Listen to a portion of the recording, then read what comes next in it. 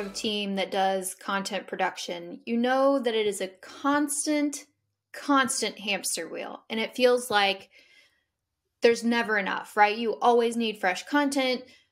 Social media moves extremely quickly and people have super short attention spans. So if you are a media marketer, you are tasked with this responsibility of coming up with fresh content all the time. And that is a big responsibility and it's a big job. And I think that's why so many people, specifically those who are leaning into this kind of media model, are really, really getting good at repurposing content. And so today I want to talk about what content repurposing is, what it looks like, what are some tactics you can use for doing it well, just kind of running the gamut on this topic. So let's start with what it is, right? So just so we're on the same page here. So repurposing content, when we talk about that, we're talking about redistributing or repackaging existing content, not letting content age, putting things into new formats, maybe breaking things into smaller, more bite-sized pieces.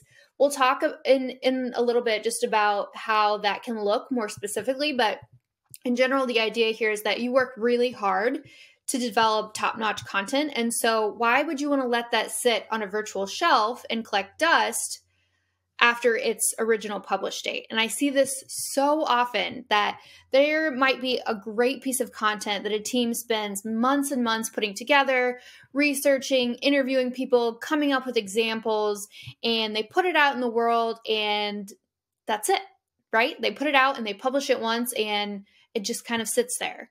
And so sure, maybe there's some SEO work that's been done, so the ranking is good, but kind of the distribution of it stops after that original publish date. And that's kind of a scary idea when you think about how much time and effort was put into these pieces of content. So you want to really maximize the time, energy, money that you've put into original content development and experiment with it across different channels. And so this is something we've been talking about in all of these episodes so far.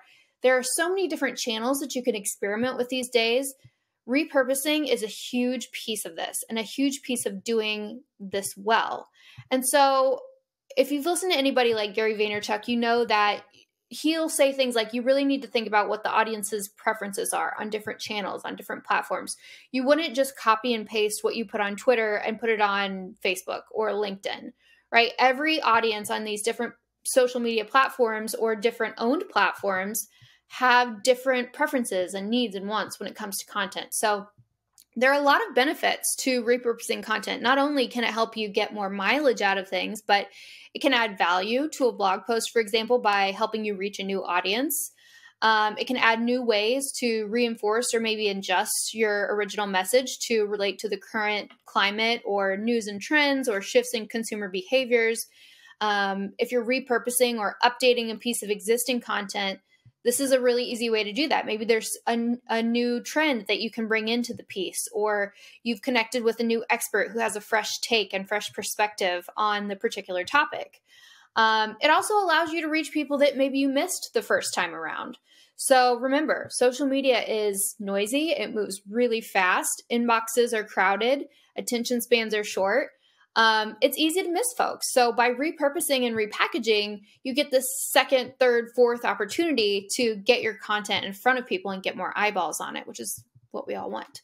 It's also cheaper and more time effective than starting from scratch and constantly creating original content all the time. Again, that's also really expensive. So if you're wanting to get as much as possible as you can out of that original investment, repurposing and repackaging just makes a lot of sense. And like I said before, there's this constant need for new content. So why not, why reinvent the wheel? Why not use what you already have? It also allows you to tap into those search engine optimization benefits. So if you have a post that is ranking really well, you want to keep it in that position that you've worked so hard to earn.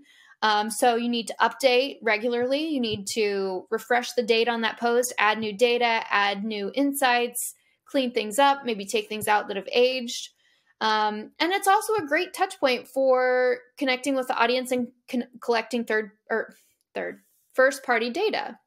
So, for example, a use case that I can think of off the top of my head is with podcasts. So, when you think about podcasts, we have this audio format. People are listening on the go. Maybe they're multitasking. What you're missing here is a touch point to connect with that listener, right? So you have their ears, but you need to be able to continue the conversation with them after the episode ends. So, for example, if you were to take a podcast episode and turn it into a blog post, and then you can include maybe an email opt-in as part of that, or you can have some gated content where you're saying like, hey, if you'd like more on this, we've got a template that relates to whatever topic you were just talking about. Or maybe you have a podcast sponsor and you'd like to include a trackable link so you can see if your leads are converting that you're sending over there. Again, that's another data point that you can then share with your sponsors or share with your leadership team if it's an internal podcast. So lots of reasons to do this, right? Not only is it going to help you work smarter, it's going to help you get more bang for your buck and help you just really maximize the investment that you've already put into content. So how do you decide how and what to repurpose content-wise? This is a big question for a lot of media marketers. So number one, let's talk about the how. I think first of all, it's important to develop a cadence, right? So what is your cadence for repurposing? What's the process for evaluating what needs to be repackaged and repurposed? Make this part of your editorial calendar. So rather than saying, okay, we need 10 new blog posts this month, maybe you still do that, but you also have 5 snippets from existing blog posts that are starting to age, or you go back and see what's getting a lot of traffic and you maybe resurface those ones that could use bringing to the light of day again or sharing on social media, whatever it is. Ask for feedback from your audience. Go to them and say, hey, what do you want to hear more of from us? What questions do you have? What formats do you prefer? Customer data is going to be the heart of helping you do this well. So give your customers a voice, give your audience a voice, let them tell you what they want. They can't do that unless you ask and give them a way to share that feedback. So be sure to do that. Again, look at performance data. So see what's driving traffic to your site or what's getting a lot of social engagement, what's driving conversions. Again, across formats, across channels, you have a lot of analytics and metrics that you can tap into. It's just a matter of really getting into the weeds on the data and figuring out strategically what makes the most sense to resurface and repackage.